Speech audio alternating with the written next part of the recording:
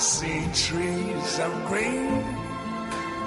Spring at the Treasury, and as the first green shoots appear in St James's Park opposite, inside the air is thick with the sound of scratching heads and sharpening pencils as the inmates work on ever more cunning plans to stave off recession and kickstart recovery.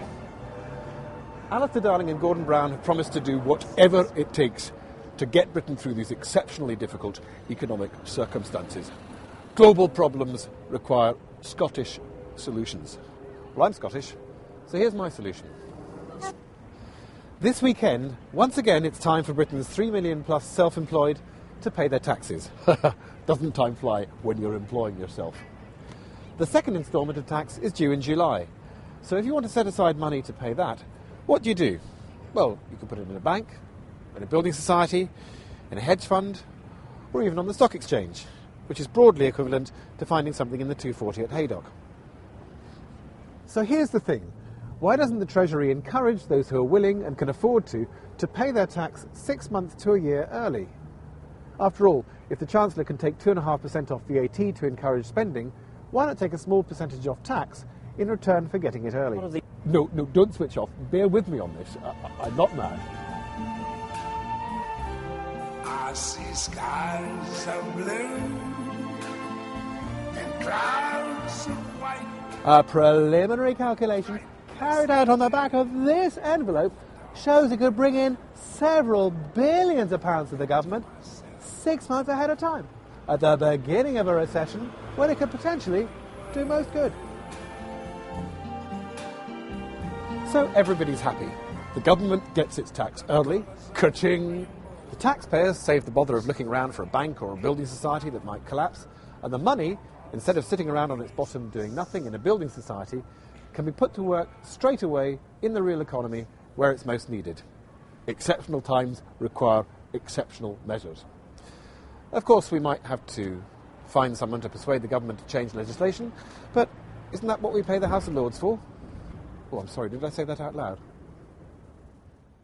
Now, tell me though, as one of Britain's most famous self-employed people, though, are you going to pay your tax early? Well, if I was given the opportunity, yes, under those circumstances.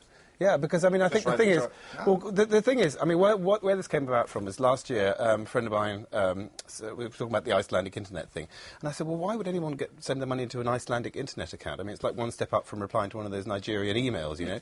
And he said very nearly would. Now, people who have large tax amounts to pay could easily have put their money into Iceland, and I don't know what the situation is now, how they can get that out or whatever. Well, they can't. Well, they can't get it. Well, there you are. They might have set that aside to pay their tax, in which case, what are they going to do? Because they haven't got the money. So the suggestion is that rather than shop around for a bank or a building society or put your money into anything risky like that, the government needs cash, the taxpayers need security, so it seemed like a good idea. But I suddenly feel I've walked into the Dragon's Den, and it's going to be saying, "Why? I want to spend my money in the Caprice." What's that? My experience is that most self-employed people are actually just struggle to make their January tax bill. Oh, yeah, absolutely. Without having any money to pay July. And don't they ask you to pay money on account, which is what you're talking about? Anyway, I pay money. I'm money on account. I pay money in advance. Well, if there's a way of doing it, then that's great. I mean, you're quite right. There is. I mean, they try and get get 3 in the morning. You're taking it back already. Are you not sleeping well these days? No. The thing is that I did actually put this. I suggested this to Peter Mandelson a couple of. He said, "I'm going to tell Alistair Darling straight away in the morning." Lie. So he basically doesn't understand the tax system either. No, I went back to my table. Europe for too long. I went back to my table, and the woman next to Alistair, to Mandelson said, "Oh, I didn't realise Rory was so serious." And Mandelson said, "Oh, yes, but he's so left-wing." But no, I mean, I think it is clearly the government needs money. But in January, the tax you pay if you're self-employed is you pay the tax for the previous tax year, and if you take the January 2009, you pay what the tax is outstanding for the year ending April 2008, but based on that amount, you also pay an amount on account for forward tax as well. So, can I just ring my accountant to just the self-employed, unless you don't pay any tax at all, of course. No. The self-employed are already paying in advance on account. Isn't that right? But I'm saying Absolutely. if they can afford to, they could pay 6 months early. I mean, obviously, They in pay on July. account. They're being demanded of them. They're not I voluntary. want your accountant, because if you're not paying on account, I I want am. your I want to man. know if he's in the House of Lords or not, because I'm really getting suspicious you're a secret member of the House I of would Lords. answer that question, but I'd have to charge you a lot of money for it.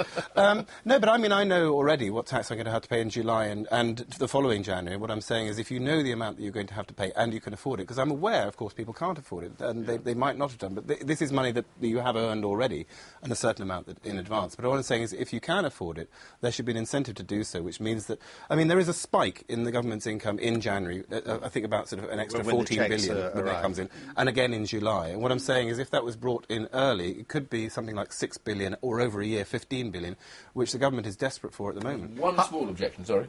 Oh, One what do you small extra objection, which is, and it may have real merits in it, and that's that the debate is whether you'd prefer to see money in the private economy or whether you'd prefer to see it in government hands early. And the question is, where does it generate future wealth? It doesn't generate in the government. It does generate in the economy outside Not the necessarily. government. If it's in a building society, as you'll know from your Keynes, the paradox of thrift, if money is sitting in a building society, it's not actually doing anything. It's not actually... Well, except the building society need the They're deposits investing it. before they can then lend. Invest, yes. But anyway, the they're not phrases lending. that They're not you lending. the phrases that you use, the ones that we're now synonymous with Gordon Brown, do you think? I mean, they're easy to parody, as you've done. Are they working or not? Do you think? Which the Gordon Brown plans? Yeah. Oh, well, I think the great news is we're into recession early, ahead of France, ahead of Italy, ahead of Germany, able to take advantage of the benefits of early recession, fewer estate agents, lower...